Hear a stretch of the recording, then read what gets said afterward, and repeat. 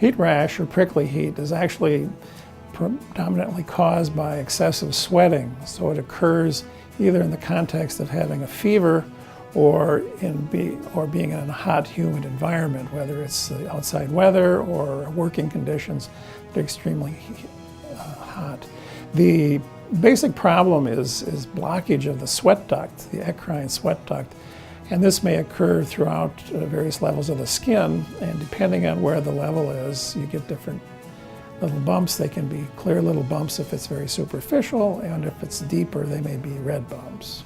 The main issue is to avoid excessive sweating, so avoiding the heat outside if you're able to. In the case of having a fever, the important things are to identify the cause of the fever, treat that, and then also you can use things such as acetaminophen to reduce the fever. In the context of environment, obviously you can stay in the air conditioning. Wearing loose clothing is helpful.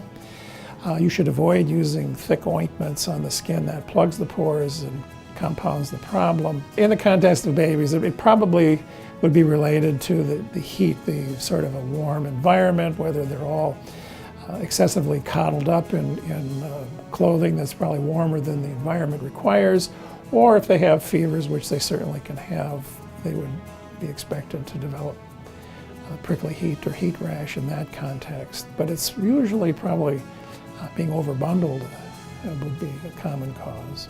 Heat rash is not a dangerous condition. It's more of a nuisance. Its primary problem is the intense itching that it provokes, but it will resolve itself spontaneously. It just takes a while for the sweat ducts to recover and start functioning normally.